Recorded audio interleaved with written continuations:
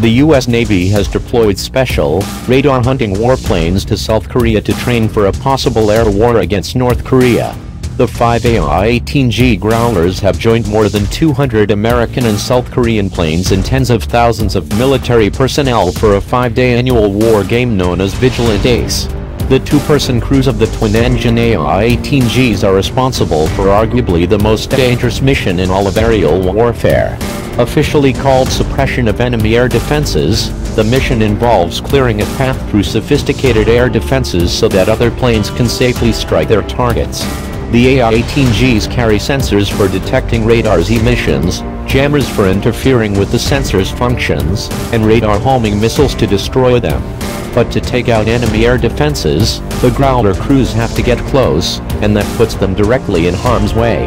In North Korea, the crews would face a growing arsenal of radars and surface-to-air missiles based on deadly Russian and Chinese designs.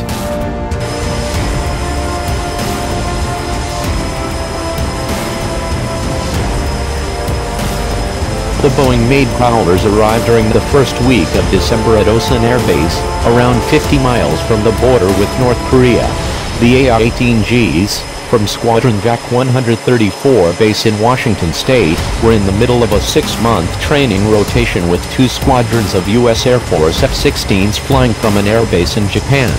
18 of the F-16s, whose crews also trained to destroy enemy air defenses, accompanied the EA-18Gs to South Korea for the Vigilant Ace war game. This exercise will help identify shortfalls our fighter squadron would endure if we had to relocate to South Korea during a real-world scenario, said First Lieutenant Michael Maitland, a Japan-based F-16 pilot. The Vigilant Ace exercise is notable for the large number of radar-evading stealth warplanes that are taking part. 6 Air Force F-22s, 6 Air Force F-35s and 12 Marine Corps F-35Bs are in South Korea for the training.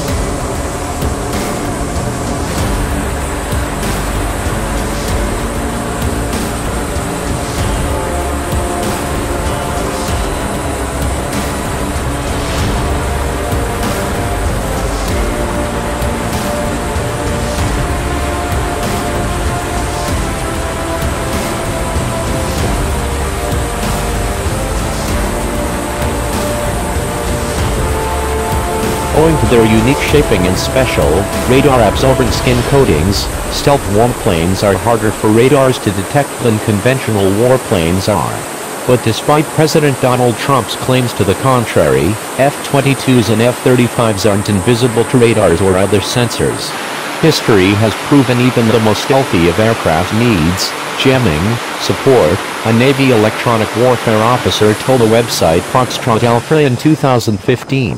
The air defense detection systems currently marketed by Russian producers represent a serious potential challenge to Western air power in many parts of the world in the future, Igor Sutayevin, a fellow at the Royal United Services Institute in the United Kingdom, warned in a 2014 paper entitled The Limits of Stealth. Right double quotation mark.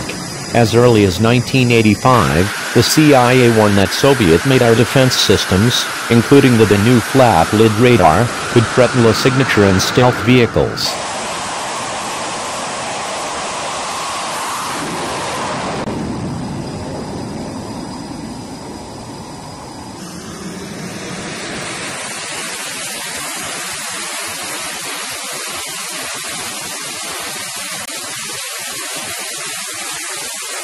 Not coincidentally, North Korea uses an upgraded version of the flap-lid with its new KN-06 surface-to-air missile system, which the country's leader Kim Jong-un declared operation in May.